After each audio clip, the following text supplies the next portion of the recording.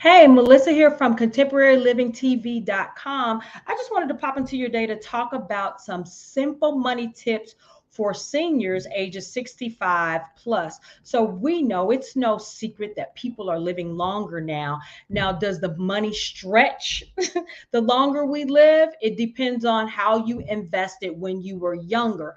But right now, I want to give you some money tips for seniors that are 65 plus.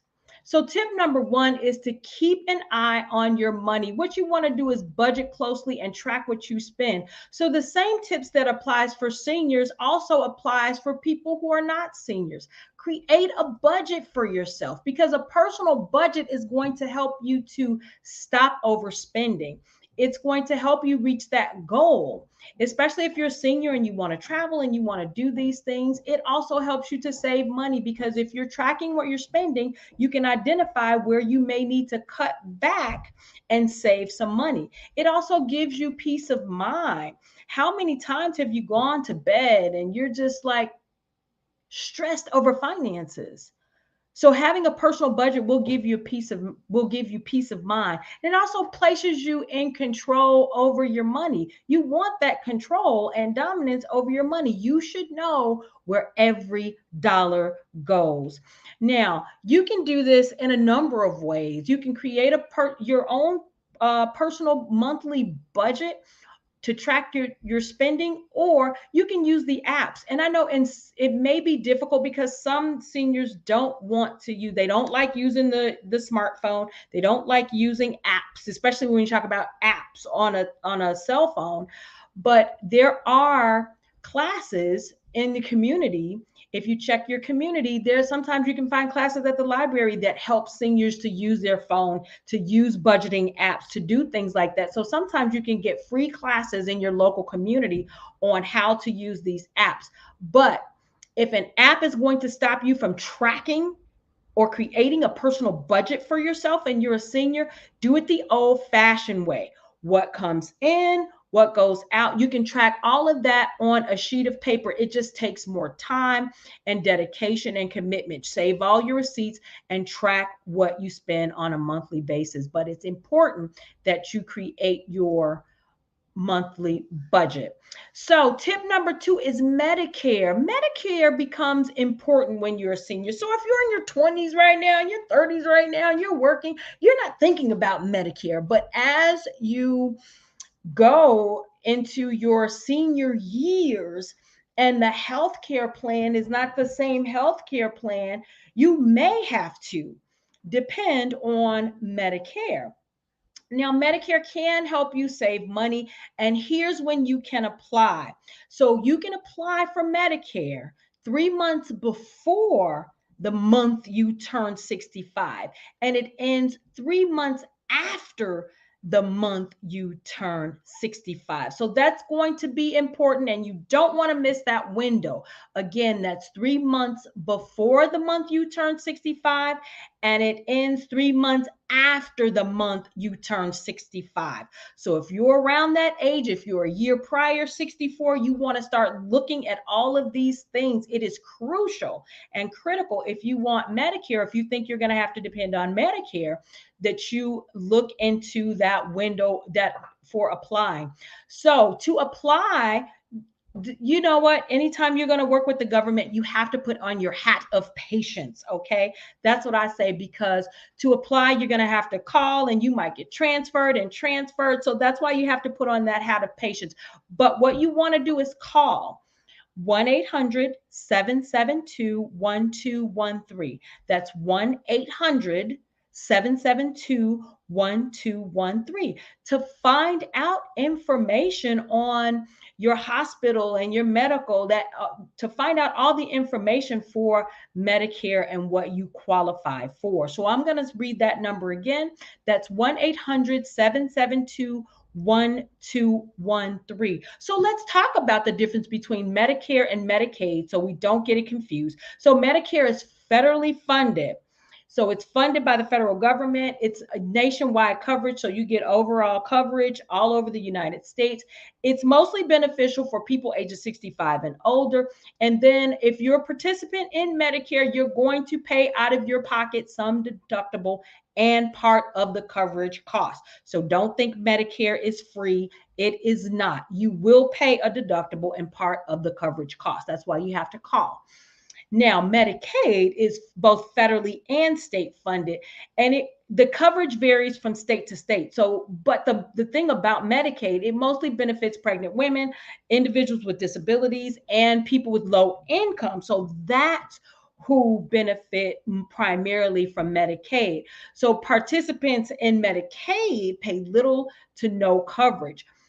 But the benefits that they share are people with disabilities, and then they may offer prescription drug coverage, and then they may offer outpatient and inpatient hospital coverage.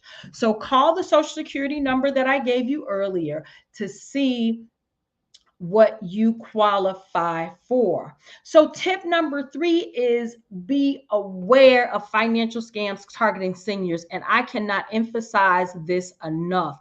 There are phone scams out there, and they're going after your homeowners. They're going after your house and reverse mortgages. Now, not to say that every reverse mortgage is a scam, because reverse mortgages are not a scam, but there are scams out there that are targeting homeowners.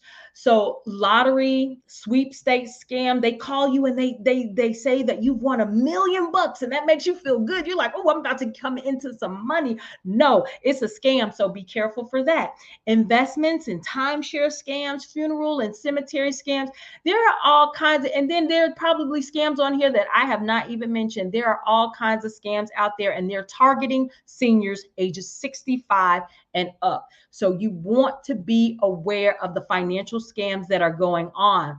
So to protect yourself, do not give this information. Again, do not give this information over the phone if you are not sure of what the business is, no matter what they say. If you don't know if it's legitimate, or you have some type of second thought about giving them this information, do not. For one, you're never going to give your social security number over the phone.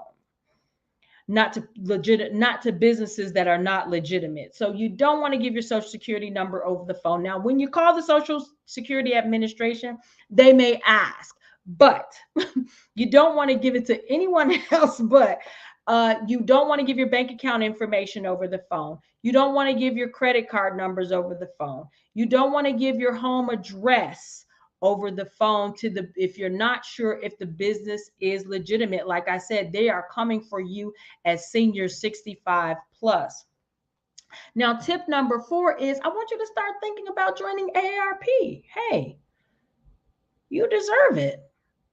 Now, there is a financial charge for that, but they give you free financial advice, which is excellent. They have dining and shopping and traveling discounts. Like I said, we're living longer as seniors 65 plus, and we're doing more things. They've got entertainment, they've got gas and auto services, magazines, and resources. So I want you to think about joining AARP. I know they have insurance, they have all different types of things. So think about joining AARP. It's not a whole lot of money, and I believe that is a nonprofit program as well, if I'm not mistaken.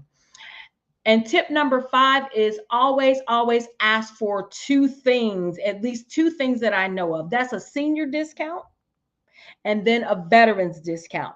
Because sometimes if you're a veteran like me, you can get I'm not getting the senior discount yet, but you can get the senior discount and you can get the veteran discount. So always ask for discounts, because that's going to help you save as well. And then tip number 6, keep important information and documents in a safe place. Your insurance and your Medicare cards, your list of medications, the names and phone numbers of relatives, friends, and doctors. You want to have a living will. You want to have a power of attorney. You want to have a healthcare proxy to help you make your health decisions when you are not able to. And then you want to keep your insurance information all in a safe place, and let someone know that you trust where the safe place is. It doesn't make any sense if you get a health, something happens to you health wise, and then no one knows where these documents are. But these are some of the simple things that you need to get started with. Like I said, insurance and Medicare cards, list of medications, name and phone numbers of relatives, friends, and doctors, a living will, a power of attorney, a healthcare proxy, and insurance information. So, these are just some money matters tips for seniors ages 65 plus. But actually, if you're not 65, you can use these tips as well. So, one, keep an eye on your money. Two, apply for Medicare. Three, be aware of financial scams because they are targeting you. Four, think about joining AARP. And five, always ask about discounts. And six, keep important information and documents safe. So, in a safe place. And then I should add, let someone know where those documents are being kept, someone that you trust. So, those are just some money matter tips that are helpful that you can use to think over. And don't forget, Contemporary Living, we come on Sundays at 8 p.m. Central Standard Time at contemporarylivingtv.com. So it's been a pleasure sharing these tips with you. And as always, be brilliant, be you, be blessed. Thank you so much for watching.